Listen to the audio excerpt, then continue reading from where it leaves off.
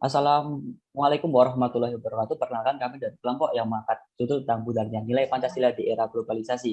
Di sini kita tahu bahwa Pancasila telah dibuat sejak tahun 1945 atau saat berdirinya negara Indonesia atau bahkan nilai-nilainya telah ada sebelum Indonesia itu berdiri. Nah, dasar-dasar ini menjadi landasan warga negara dalam bernegara dan kemudian saat ini adanya era globalisasi yang ditakutkannya akan tercemarnya nilai-nilai tersebut atau budaya nilai-nilai tersebut yang akan ter terefek kepada masyarakat muda atau masyarakat remaja kita yang akan memimpin di kemudian hari. Akibatnya dan bagaimana cara mengatasinya akan dijelaskan oleh teman saya, oleh Mas Raffi, silakan. Yaitu kajian pustaka. Yang poin pertama adalah Pancasila sebagai ideologi negara. Ideologi memiliki peran penting dalam memelihara persatuan negara. Istilah ideologi berasal dari kata idea yang artinya gagasan atau konsep dan logos yang artinya ilmu. Kata idea sendiri berasal dari bahasa Yunani yaitu eidos yang berarti bentuk. Selanjutnya ada kata idean yang berarti melihat. Ideologi memiliki beberapa kekuatan tergantung pada kualitas, yaitu pertama, dimensi realita, yang kedua dimensi idealisme, yang ketiga adalah dimensi fleksibilitas atau dimensi pengembangan. Baik, globalisasi merupakan suatu gejala meleburnya kultur dunia akibat dari sosiokultural antar bangsa yang mendunia, sehingga hubungan antar bangsa pun menjadi dekat. Globalisasi ini sering dikaitkan dengan perkembangan teknologi informasi, perkembangan dunia ekonomi, pemanasan global, dan sebagainya.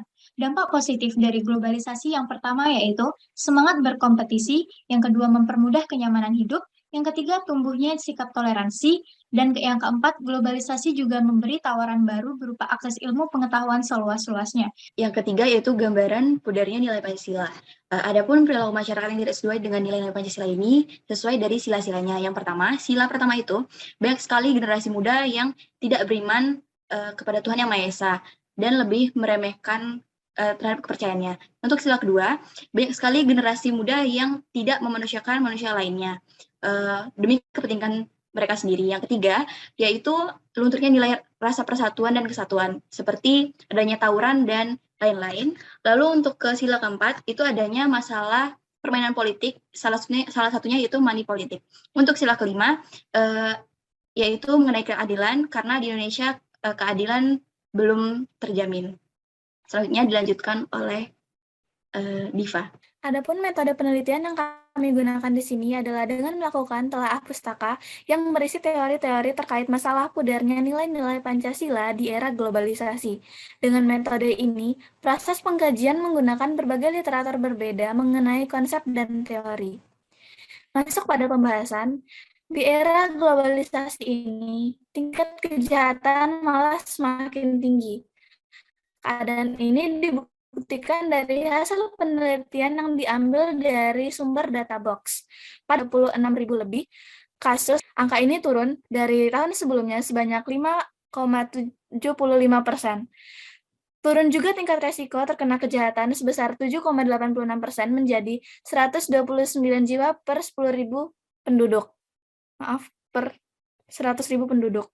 Dari data tersebut, memang angka kejahatannya menurun, namun tak jarang ditemukan bahwa banyak masyarakat Indonesia yang tidak melaporkan kasus tersebut ke polisi karena berbagai alasan. Pancasila juga memiliki fungsi pokok sebagai dasar filsafat negara yang mencakup peraturan perundang-undangan negara, budi pekerti, otoritas, warga, bangsa, wawasan, nusantara, pemerintahan, dan hal-hal lain. Selain itu, juga memiliki fungsi tambahan sebagai pandangan hidup, jati diri bangsa dan ideologi, serta nilai-nilai penting yang terkandung dalam sila Pancasila mengarahkan masyarakat untuk beretikat dan beriman kepada Tuhan Yang Maha Esa, bertoleransi, adil, saling menyayangi, dan saling menghormati.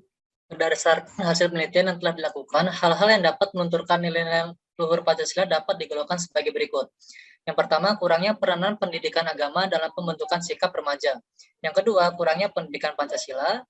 Kemudian yang ketiga, kurang efektif pembinaan moral yang dilakukan oleh lingkungan, baik itu dari orang tua, sekolah, maupun masyarakat. Yang keempat, yaitu efek globalisasi. Yang terakhir, yaitu kesimpulan. Jadi di era globalisasi saat ini, nilai Pancasila itu sudah mulai memudar dan menyebabkan berbagai hal.